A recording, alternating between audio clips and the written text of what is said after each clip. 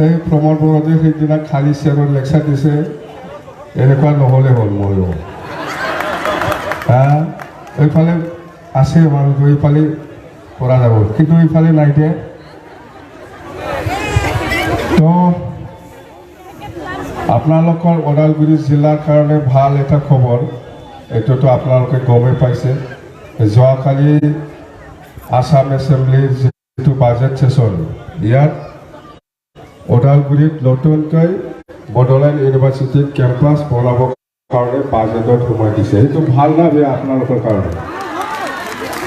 এতিয়া আপোনালোকে MA বা ডক্টৰেট কৰিবৰ কাৰণে গুৱাহাটী বা তেজপুৰ বা কোকৰাঝাৰত যাব দৰকাৰী নাই। এতিয়া ওদালগুৰি ওচৰত হ'ল না নালাগে ইউনিভাৰ্চিটি কেম্পাছ?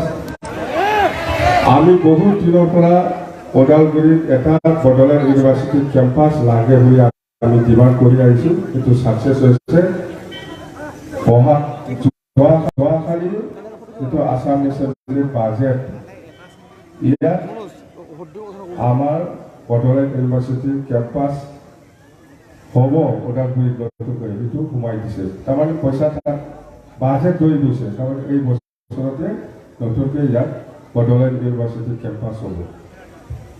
MA পঢ়িবৰ কাৰণে আপোনালোকে এতিয়া ইমান দূৰত গুৱাহাটী বা কোকৰাঝাৰত যাব দৰকাৰী নাই, খুব ভাল হ'ল। ইয়াৰ কাৰণে আমি BTC বাকী ৰাইজৰ হৈ আমাৰ অসমৰ chief minister doctor Himanta Biswa Sarma ডাঙৰীয়াক আমি ধন্যবাদ দিছোঁ, যিটো আমাৰ বহুত পুৰণা যিটো ডিমাণ্ড, সেইটো বনাবৰ কাৰণে হাতত যিটো লৈছে, তো সেইটো হৈ গ'ল। এতিয়া আজি যিবিলাক প্ৰগ্ৰাম হৈ আছে আমাৰ, সেইটোতো আমাৰ জীৱন দেৱাৰীয়ে আপোনালোকক ভালকৈ জনালে। যোৱা 4 তাৰিখ মাৰ্চত জিকিবতো আমি না, পুৰা জিকিব, চাই থাকক। ওদালগুৰি লোকসভা আমি 100% জিকিব।